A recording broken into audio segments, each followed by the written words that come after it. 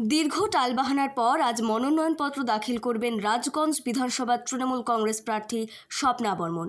উল্লেখ্য, গত শনিবার মনোনয়নপত্র দাখিল করার কথা থাকলেও রেলের তরফে নন অবজেকশন সার্টিফিকেট না পাওয়ায় নমিনেশন দিতে পারেননি স্বপ্না বর্মন।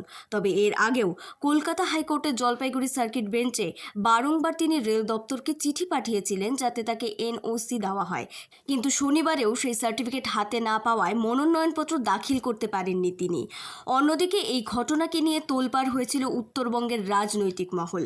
তবে অবশেষে গতকাল দিল্লির নির্বাচন কমিশন থেকে এনএসসি সার্টিফিকেট নিয়ে রাজগঞ্জে ফেরেন স্বপ্না বর্মন। আজ বর্ণাঢ্য শোভাযাত্রা করে মনোনয়নপত্র দাখিল করবেন তিনি। তার আগে মায়ের মন্দিরে এসে পুজো দিলেন স্বপ্না। তার সঙ্গে উপস্থিত ছিলেন নমশূদ্র বোর্ডের চেয়ারম্যান মুকুল বৈরাগ্য। এছাড়াও উপস্থিত ছিলেন রাজগঞ্জের বহু তৃণমূল নেতৃত্বরা।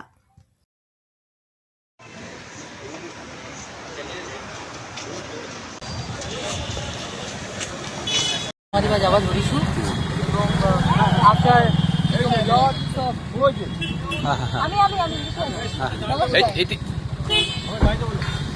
সামনে সামনে দাঁড়াচ্ছে।